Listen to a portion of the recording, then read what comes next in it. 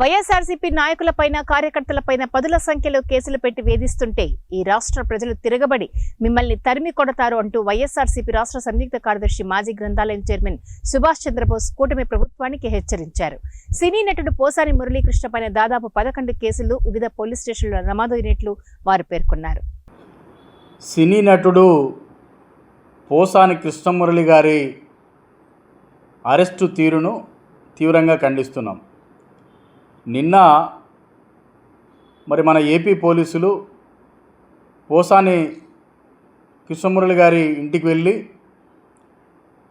ఆయన భార్య మా ఆయన అన్నం తింటాడు, టాబ్లెట్స్ వేసుకుంటాడంటే కూడా అవకాశం కల్పించకుండా అత్యంత కర్కశత్వంగా పోలీసులు ప్రవర్తించి పోసాని కృష్ణమురళి గారు బనియన్ పైన డ్రాయర్ పైన ఉంటే అట్లే అతన్ని లాక్కొని వెళ్ళడం అనేది ఆంధ్రప్రదేశ్ కూటమి ప్రభుత్వ క్రూరత్వానికి నిదర్శనం అని చెప్పి కృష్ణమురళి గారిని అరెస్టు చేసిన తీరును తీవ్రంగా ఖండిస్తున్నాం.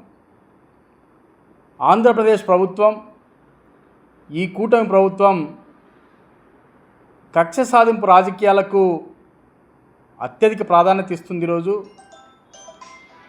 పోసాని కృష్ణమురళి గారు లోకేష్ గారిపైన, చంద్రబాబు నాయుడు గారిపైన, పవన్ కళ్యాణ్ గారిపైన ఏదో మాట్లాడినాడు, వారిని అవమానపరిచినట్లు అని చెప్పి ప్రధాన అలిగేషన్. నిజంగా ఆ విధంగా ఆయన ఏదైనా పొరపాటున మాట్లాడి ఉంటే ఆ మాటలకు తగ్గట్లు ఒక కేసు పెట్టండి.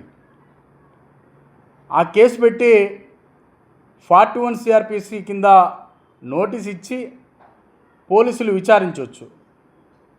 కానీ ఈరోజు ఈ కూటమి ప్రభుత్వంలో ఎట్లా ఉందంటే ఒకే అంశానికి, అంటే ఒక తప్పు జరిగితే ఎవరైనా ఒక నేరం చేసినారని చెప్పి మీరు భావిస్తే రాష్ట్ర వ్యాప్తంగా అన్ని జిల్లాల్లో దాదాపు 10-15 పోలీస్ స్టేషన్